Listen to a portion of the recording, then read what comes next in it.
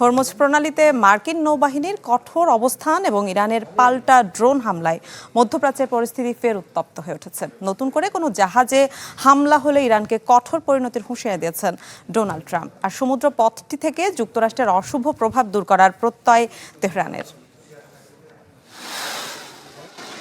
কয়েক সপ্তাহের ভঙ্গুর যুদ্ধবিরতির পর পারস্য উপসাগরীয় অঞ্চলে ফের অস্থিরতা।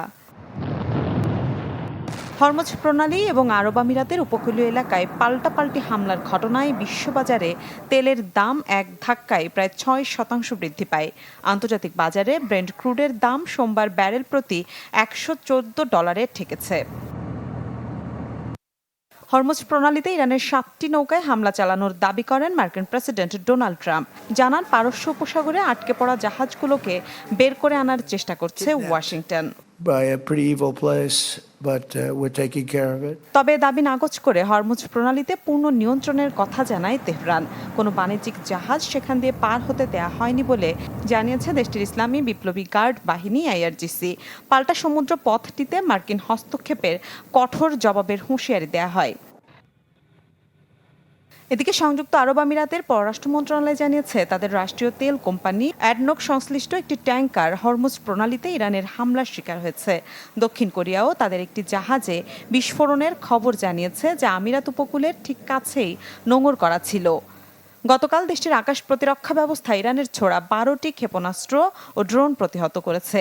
এ সময় ফুজাইরা তেল বন্দরে বড় ধরনের অগ্নিকাণ্ড ঘটে, আহত হন 3 জন। আবুধাবি এই হামলাকে বিপজ্জনক প্ররোচনা আখ্যা দিয়ে বলেছে হামলার জবাব দেওয়ার অধিকার তাদের রয়েছে। তবে ইরানের রাষ্ট্রীয় টেলিভিশন এক অজ্ঞাত সামরিক কর্মকর্তার বরাত দিয়ে জানিয়েছে সংযুক্ত আরব আমিরাতকে লক্ষ্যবস্তু করার কোনো পরিকল্পনা ইরানের নেই। বিভিন্ন দেশ আমিরাতের অবকাঠামোতে এই হামলার তীব্র নিন্দা জানিয়েছেন। ফরাসি প্রেসিডেন্ট এমানুয়েল ম্যাক্রো এই হামলাকে অযৌক্তিক এবং অগ্রহণযোগ্য বলে অভিহিত করেছেন।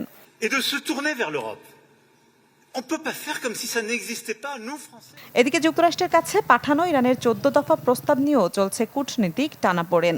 যুক্তরাষ্ট্র এটি পুরোপুরি মেনে নেবে কি না, নাকি শর্তের বেড়াজালে কূটনৈতিক প্রক্রিয়া থমকে যাবে, তা এখন ভাবনার বিষয় হয়ে দাঁড়িয়েছে। মিলা খন্দকার, চ্যানেল 24।